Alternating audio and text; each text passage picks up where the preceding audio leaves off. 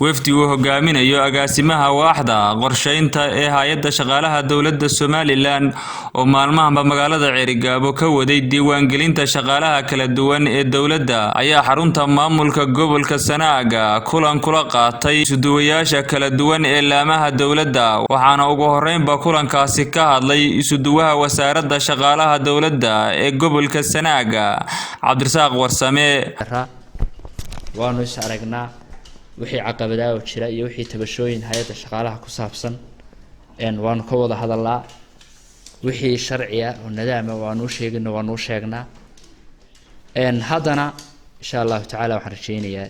sidii iyo si ka wanaagsan inay hawshu u sii socon doonto waxa isaguna halkaasi ka hadlay agaasimaha qorsheynta ee hay'adda shaqaalaha dawladda Cabdiraxmaan Xasan Cabdilaahi oo ka waramay ujeedada uu kulanku daaran yahay waa ogtiino imika waxaanu wadnaa diiwaangelintii shaqaalaha waa markii labaad ee gobolka nimaadno anagoo diiwaangelin u soconna hadda kadib shaqaalaha loo soo tababari doonaa gobolka xafiiska hay'adda shaqaalaha ay ku qaban doonaan wixii diiwaangelin iyo xog shaqaale laga qaaday taasi waa fariinta koobaad ee idin sidno waana ina shaqaalihii diyaarisaan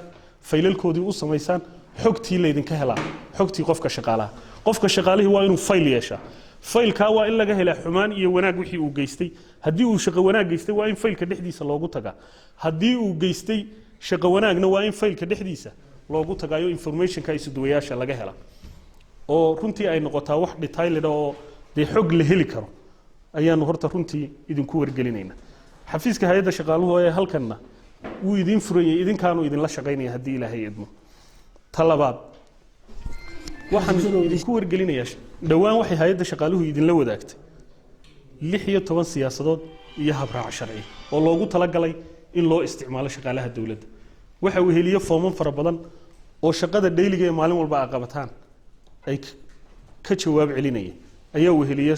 16 ka habraac sharci iyo siyaasadood ee loogu talagalay in loo isticmaalo management iyo maamulka shaqaalaha ugu dambeyntiina waxa halkaasi ka hadlay kusimaha barasaabka gobolka Sanaaga Ismaaciil Cabdi Xasan shaqaalka wada fadhiya badankoodii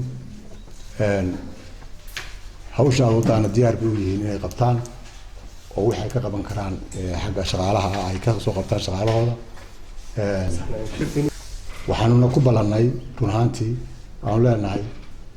waayamahan baan isu sheegaynay inaanu wii kasta anagu maanta arbacada ka soo maadno shiro iska wareysano hawlaha gaar ahaaneed